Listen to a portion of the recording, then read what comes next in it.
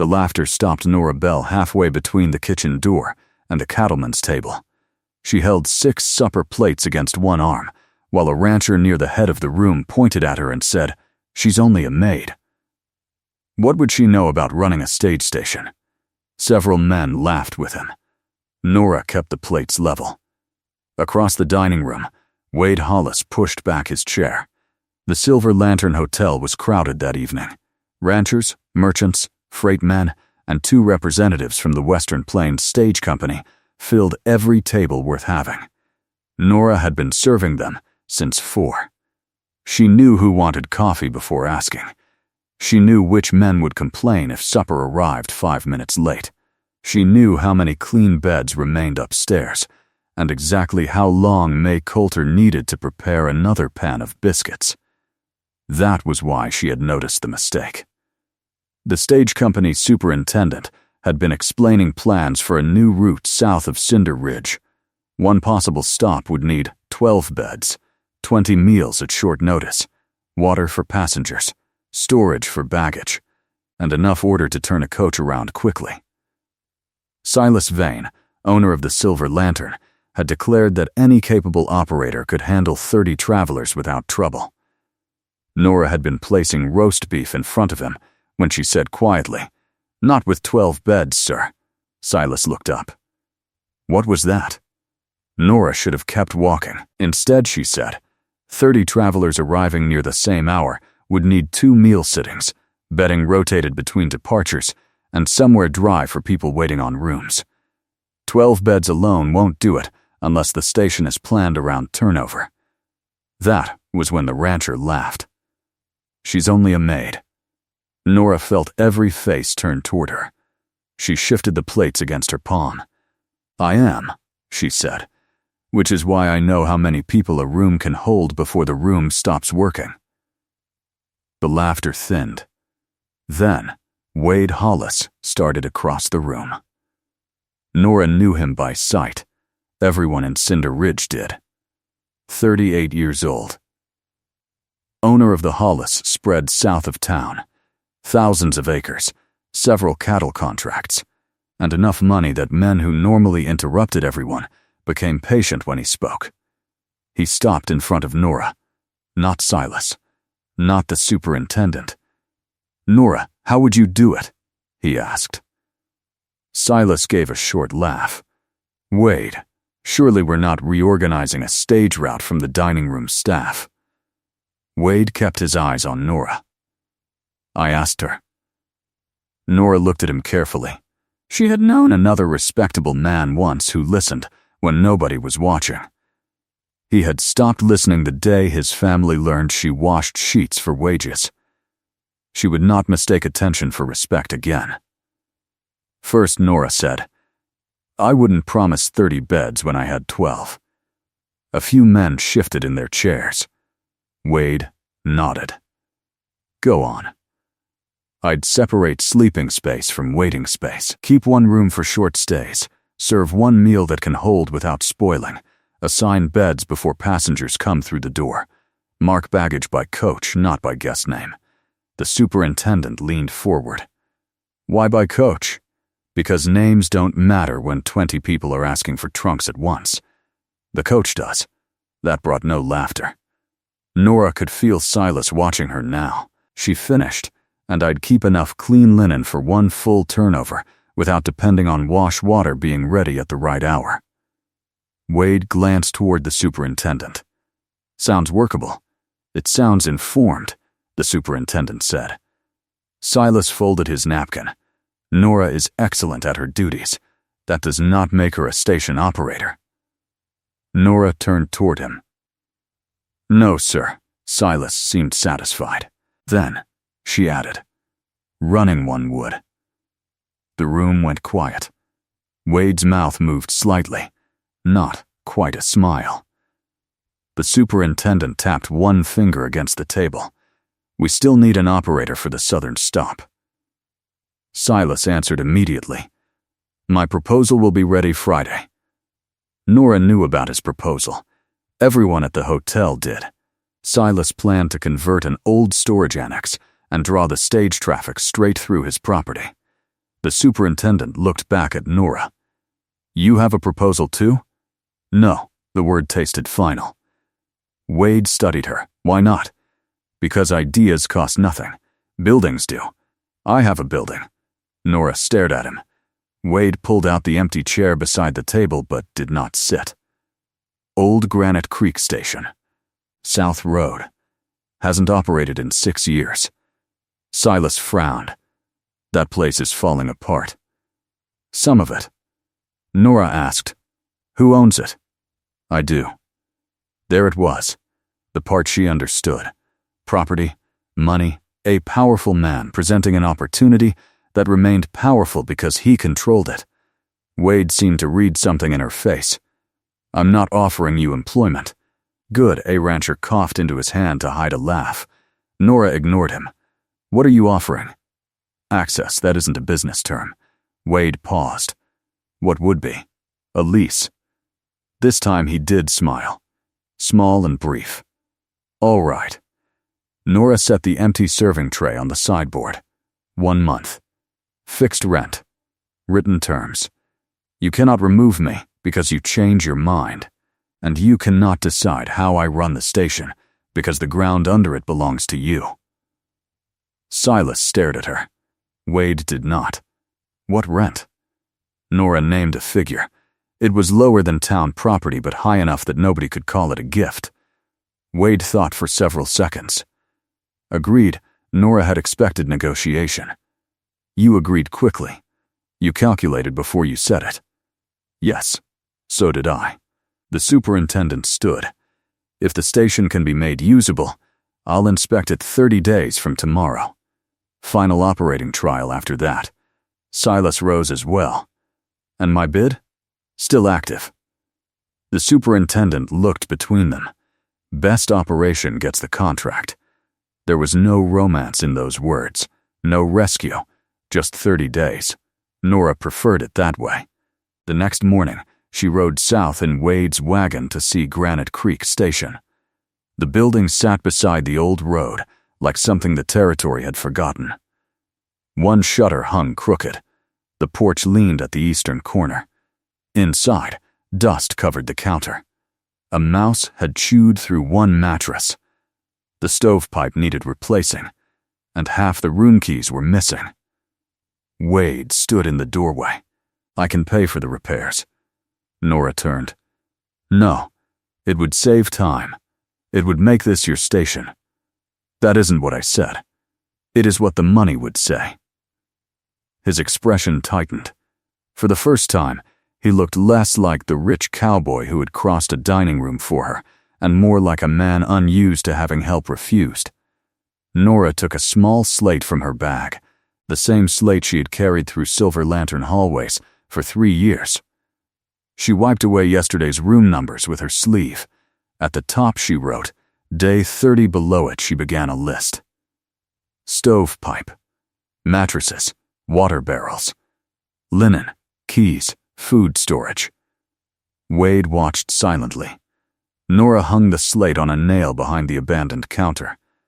I open in 30 days, she said. He looked around the broken station. You're certain?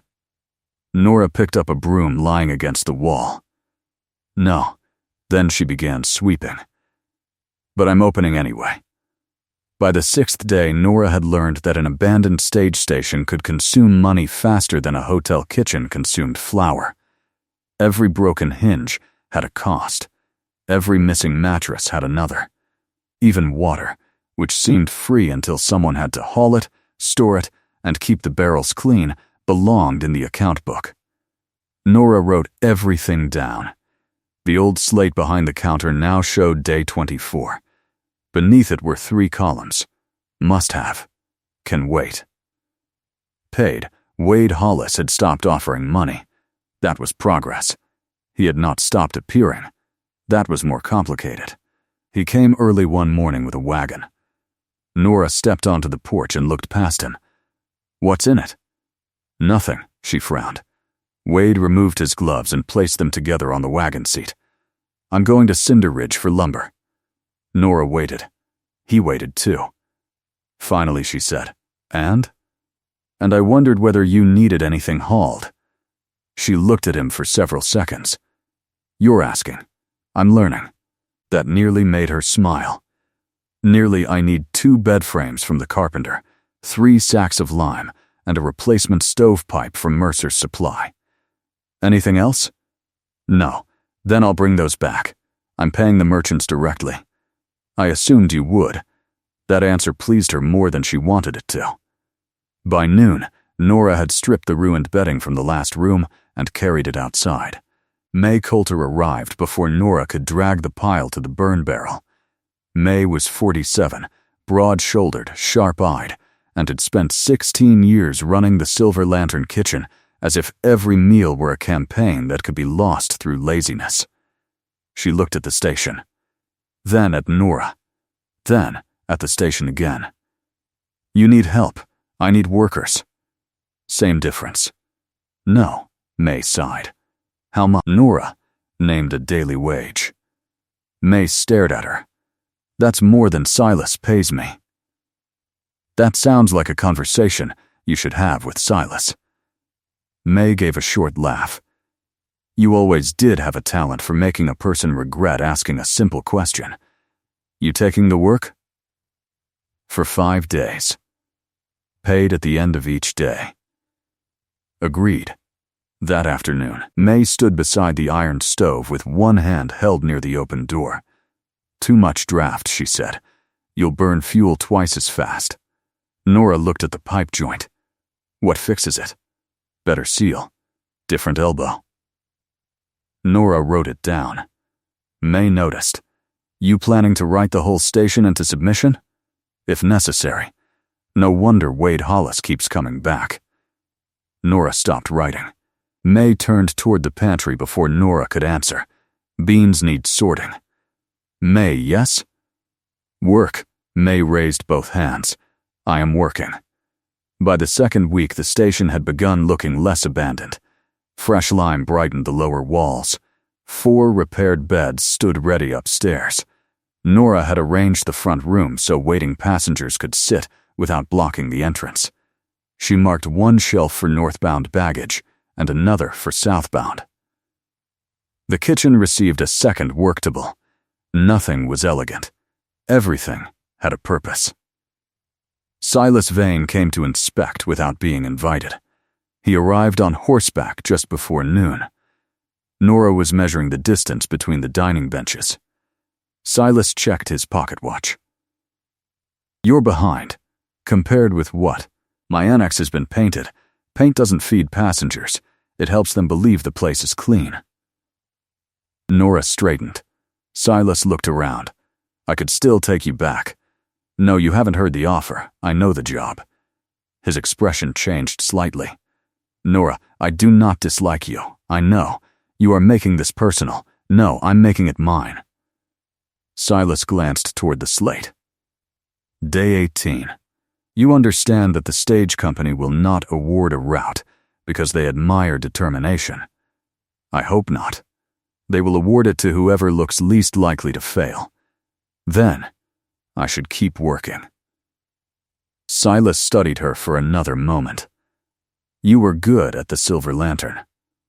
Nora picked up her measuring cord. I'm trying to find out what else I'm good at. He left without another word. Wade arrived that evening carrying 2 replacement door latches Nora had ordered. She paid him the exact freight cost. He counted the coins. You don't trust me with 7 cents? I trust you to count. That wasn't my question. I know. He put the coins in his pocket. They worked until sunset fitting the latches.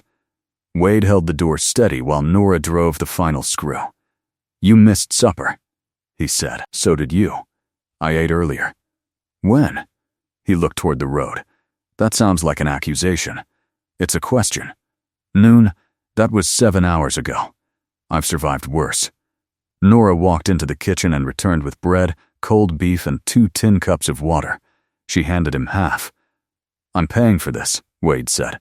You carried 3 bed frames last week. That was hauling. This is food. Nora, eat. He did. They sat on the porch steps. For several minutes, neither spoke. A freight wagon passed on the distant road, wheels knocking against hard ground. Wade finally said, "You know what surprises me? That I haven't thrown you off the porch?" "That too." She looked sideways at him. He continued, "You don't make decisions to prove anything. I'm building a station because half the dining room thought I couldn't. That sounds like proving something." "No," she tore a piece of bread. "I started because they laughed. I kept going because I want the contract." Wade looked at her. "That's different." "Yes," he nodded slowly. Nora noticed he did that when she said something he intended to remember. The next morning, they traveled together to the freight depot for crockery and 2 water barrels. The road ran along Hollis Range for several miles. Wade knew every washout, narrow crossing, and shortcut. He also knew the freight schedules almost by memory. "Wednesday wagon runs late if it carries mining equipment," he said. "How late?" "Usually 2 hours. "And cattle freight?" "Depends where it's headed." Nora wrote the answer on the slate board resting across her knees. "You keep track of all this?" "I have reasons." "What reasons?" "Ranch business." He said it casually. Nora let it pass. At the depot, he did not speak during her negotiations.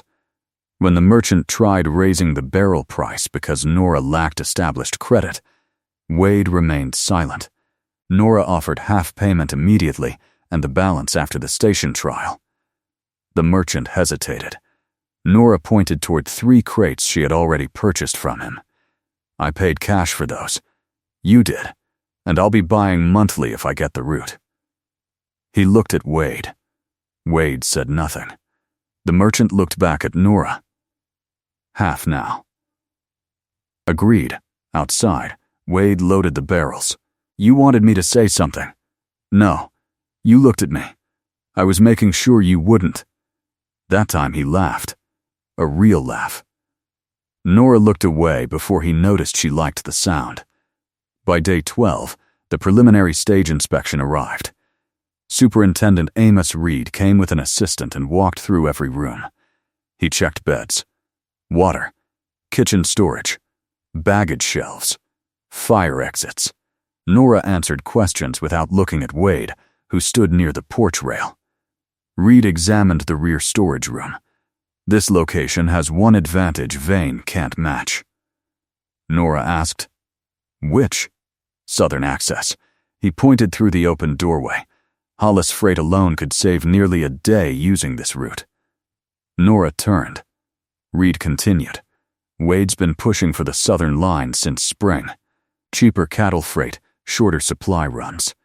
If your station wins, his ranch saves a considerable amount each season." The room seemed to narrow. Nora looked at Wade. He had gone completely still. Not surprised. Still, that told her enough. Reed moved into the next room, unaware anything had changed. Nora waited until the inspector was outside. Then she crossed the floor toward Wade. He removed his gloves. "Nora, you knew." "Yes, and you never told me." "I didn't think it changed whether your plan was good. It changes why you opened the door. I opened it because the station was unused. And because my winnings saves you money." "Yes." Nora held out her hand. "The key." He stared at her. "Nora, the station key." Wade, slowly. He placed it in her palm. She closed her fingers around it. "The lease gets rewritten before you come inside again." His face tightened. "What do you want changed?" "I'll tell you when I've read every line." He nodded once. No argument. No speech. He stepped off the porch. Nora watched him walk toward his horse. Behind her, the slate still read day 12. For the first time since she had written 30 at the top, the number frightened her. Not because the station might fail, because she had begun trusting the man who helped her build it, and now she had 12 days to discover whether that trust had been part of the price. Nora spent that night reading the lease by lamplight. Not quickly, not angrily. Carefully, she copied every clause onto clean paper and rewrote each one in plain language beside it. Rent, repairs, access, storage rights, road use, freight priority. Near midnight, she found the line that made her sit back. Hollis Ranch retained first claim on rear storage space whenever cattle supplies or ranch freight required temporary holding. The clause had seemed harmless when she first signed. Now it looked different. By sunrise, Nora had marked 3 sections for removal. Wade arrived shortly after 7. He stopped at the bottom of the porch steps. He did not come farther. Nora noticed that immediately. You said not to cross the threshold. I did. So I'm staying here. She opened the door wider. You can come onto the porch. He climbed the steps and removed his gloves. Nora handed him the revised pages. He read them without speaking. When he reached the storage clause, his eyes remained there for several seconds. You want this removed completely. Yes, that means Hollis Freight gets no priority. Correct, even if the rear room is empty. Even then. Wade looked up. You charge my ranch the same rate as everyone else. Yes. He returned to the page. Nora waited. The old part of her expected negotiation. Not because Wade had been cruel. Because men who owned things usually became very interested in fairness when fairness began costing them. Finally, Wade said, All right. Nora blinked. That's it? What else? You lose an advantage. I know. You wanted this route partly because of that advantage. I did. He folded the pages once. You asked me whether I could help without owning the outcome. Nora said nothing. This is the answer. He handed the pages back. Take the clause out. Something inside her shifted, but she did not let it become forgiveness yet. Mister, Reed's trial is in 11 days. I know. I need the south gutter repaired before then. I can send he stopped himself. Nora waited. Wade started again. Do you want me to repair it? Yes. What are you paying? She named the same hourly rate she had paid the carpenter. Fair. That afternoon, Wade worked on the gutter. Nora worked inside. They spoke only when necessary. It felt stranger than arguing. By day 8, Nora had signed accounts with 3 Cinder Ridge merchants under the name Granite Creek Station. Not Hollis Station. Not Hollis Roadhouse. Granite Creek. The first time the flour merchant wrote it on an invoice, Nora looked at the words longer than necessary. May noticed. You planning to marry the paper? Keep sorting onions. May smiled. Yes, ma'am. The station was nearly ready. Beds stood numbered upstairs. Clean sheets were stacked by room. Water barrels remained covered. Baggage shelves carried painted markers for northbound and southbound coaches. Nora had reduced the supper menu to stew, bread, potatoes, and dried apple pudding. May objected to the pudding. Too slow. It holds well. Not if 20 people ask for seconds. Then make more. May stared at her. You're becoming difficult. I was difficult at the hotel. You were underpaid there. It disguised it. Nora almost laughed. Outside, Wade was replacing a warped porch board. He no longer entered without asking. He no longer brought supplies she had not ordered. Sometimes that restraint irritated her. That surprised her most. She had spent years wishing men would respect her boundaries. Now one finally did, and some inconvenient part of her missed the easy conversations they had before everything became measured. On day 6, Wade found her beside the pump after sunset. You're avoiding me. Nora worked the handle twice before answering. I'm busy. That wasn't my question. She filled another bucket. You gave me a reason to doubt you. I know. And now you're behaving perfectly. His brow tightened. That sounds like another complaint. It might be. He leaned against the pump post. What would you prefer? Nora looked at him. I don't know. That seems honest. It's irritating. I can see that. For a moment, neither moved. Then Wade said, "I should have told you. Yes, I thought the reason I believed in your station mattered less than whether you could run it. It mattered because you had something to gain. I know that now." Nora studied his face. He was not asking her to excuse it. That mattered. Maybe more than apology would have. "I'm still angry. I know." "Good, I wasn't planning to argue." She picked up both buckets. Wade reached for one, then stopped. "May I?" Nora gave it to him. They carried the water inside together. The next morning, Silas Vane arrived with Superintendent Reed. Silas wore a clean black coat. Nora wore flour on one sleeve. Reed had inspected the Silver Lantern Annex first. Nora could tell by Silas's expression that it had gone well. He checked his pocket watch. "Your turn." Reed inspected every room again. This time he asked harder questions. "What happens if a coach arrives 3 hours early?" Nora answered. "What if 16 passengers want supper at once?" She answered. "What if 2 coaches overlap? Then one group eats, while the other receives room assignments and baggage tags. And if you run out of beds?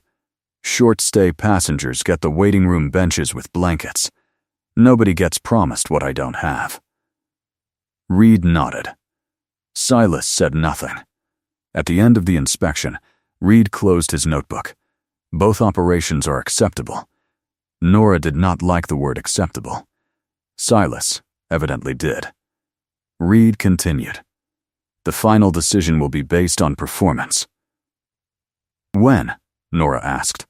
3 nights from now." Her stomach tightened. Reed looked between them. "We're changing the trial." Silas frowned. "Changing it how?" 2 passenger coaches and 1 freight wagon. Compressed arrivals. Each finalist handles the same volume. May muttered something from the kitchen. Nora asked, "How compressed?" "Within 6 hours." Silas finally smiled. His hotel had staff. Kitchen hands. Porters, bedrooms, established credit. Nora had May herself and 2 temporary workers she could barely afford. Reed mounted his horse. "First trial begins at the Silver Lantern tomorrow night. Granite Creek follows the night after." Silas tipped his hat. "I look forward to seeing whether efficiency survives actual passengers." Nora met his eyes. "So do I." He rode away. Wade remained beside the hitching rail. "You need more workers. I need exactly what I can afford." Nora looked at him. He stopped. "What can I do?" That question was better. "Nothing yet." He nodded. By evening, Nora had rewritten the entire trial schedule. Beds, meals, water, baggage, cleaning. Every person received 1 job and 1 backup job. She moved the permanent room keyboard from the counter into the rear room. May noticed. "Why hide it?" "Because it goes up after we earn the contract." At sunset, Nora wrote day 2 on the slate. Then, hoofbeats sounded outside. A rider pulled hard beside the porch. He jumped down with an envelope from Superintendent Reed. Nora opened it. She read the first line twice. May watched her face. "What?" Nora handed her the paper. The first Granite Creek trial coach had changed schedule. It would arrive before sundown tomorrow, not tomorrow night. They had lost nearly half a day. May looked toward the kitchen. Wade stepped onto the porch but stopped at the doorway. Nora looked at the slate. Day 2. She picked up the chalk, erased it, and wrote 18 hours. At dawn, Nora had 18 hours left and no use for panic. She stood behind the station counter with the slate in front of her and rewrote the work. May would prepare stew first, bread second, pudding last. The 2 temporary workers would fill water barrels, stack blankets, and mark baggage space. Nora would assign rooms, check supplies, and keep the arrival board current. By 8, the station sounded different. Knives struck cutting boards. Buckets scraped against the pump. Beds were opened, checked, and closed again. Nora moved through the rooms with chalk on one hand and flour on the other. Wade arrived before noon and stopped at the doorway. "What do you need?" "One loose shutter, west side." Then carried 2 water barrels from the wagon shed. He nodded. No advice, no change of plan. He went to work. The first coach appeared before 5. Dust rose along the south road. "Coach." May called. Nora checked the slate early by 20 minutes. She erased one line and moved 3 names down. Positions. 12 passengers stepped down. Nora met them at the coach. Baggage stays by coach number until rooms are assigned. Supper in 20 minutes. Anyone leaving before dawn tells me now. 3 hands went up. She put those travelers in the front rooms nearest the stairs. The others received bed numbers. May began serving stew. Wade carried trunks when Nora pointed. One traveler recognized him. "Hollis? You working here now?" Wade glanced toward Nora. For tonight. The first coach had barely settled when lantern light appeared on the north road. May looked through the window. "Second coach." "It's too soon." "I know." Nora walked into the dining room. Those finished eating moved to the waiting room. "Keep your room keys. Southbound baggage stays against the east wall." People moved. The second coach brought 14 passengers, 2 more than Reed had promised. One woman wanted a private room that did not exist. A salesman refused to share. An older man could not manage the stairs. Nora moved the older man into the last ground floor bed, shifted 2 short-stay passengers upstairs, and offered the salesman a shared room or a waiting room bench. He chose sharing. Wade came through the rear door, the shutters sticking again. "Can it wait?" "Yes, then it waits." May passed Nora in the hallway. "We're low on bread." "How low?" "1 full serving. Cut thinner slices, increase potatoes." May nodded. That was when Nora understood the station was working, not because nothing went wrong, because every problem still had somewhere to go. Near 9, the freight wagon arrived. 3 drivers, 2 handlers, and crates that needed dry storage before morning. The rear room filled quickly. Wade looked at Nora. Hollis freight could be moved out. 2 ranch crates sat against the back wall, booked earlier that week at ordinary rates. No. He understood. Those were booked first. Yes, Nora studied the remaining floor. Stack the light crates 2 high. Leave a clear path to the door. Wade obeyed. No special treatment. By midnight, every bed was occupied. 7 travelers slept under blankets in the waiting room. Nora's slate was dense with changes. But no baggage was missing. No traveler had been promised a room that did not exist. No meal stopped because one ingredient ran short. Superintendent Reed stood near the counter, saying, "Little." Silas Vane had come too. He watched Nora move from room assignments to freight storage to meal counts without raising her voice. The last coach departed shortly before sunrise. The station became quiet in pieces. First the harness bells faded. Then the wheels. Pale light entered through the east windows. Nora looked around. Used bowls. Boot marks. Crooked chairs. Blankets folded badly by tired travelers. The place looked exhausted. It also looked alive. Reed closed his notebook. Silas stood beside him. "I've seen enough," Reed said. Nora wiped her hands on her apron. Silver Lantern handled the trial well. Silas gave a small nod. Granite Creek handled it better. Nora stayed still. "Your turnover was faster. Your costs were lower. You managed the extra passengers without breaking schedule." Reed held out his hand. "Western Plains Stage Company is awarding Granite Creek the Southern Stop contract." Nora looked at his hand. "Under my name?" "Yes, Miss Bell." "Under your name?" Only then did she shake it. Silas walked toward her. "I was wrong about one thing." She waited. "I thought knowing service meant knowing how to perform it." He looked around the station. "You know how to run it." Nora accepted the words without dressing them up. Thank you. Silas nodded and left. May dropped into a chair. I am sleeping until Sunday. It is Friday. Exactly. Wade stood near the freight room. Nora walked toward him. He removed his gloves. You did it, he said. We did the trial. You won the contract. She met his eyes.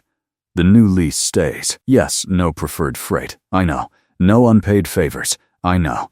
And if this becomes something personal, it stays separate from the station. That sounds fair. Nora looked toward the counter, then back at him. You can ask me to supper sometime. His face changed just enough for her to see it. Tonight? She looked around at the wrecked kitchen. No, tomorrow? Ask tomorrow. He smiled. This time she did too. The first official stage departed Granite Creek 3 mornings later. After it disappeared down the road, Nora carried the permanent room keyboard from the back room. Wade brought the ladder. She climbed it herself. He held it steady while she fixed the board above the desk. When she came down, Nora stepped back.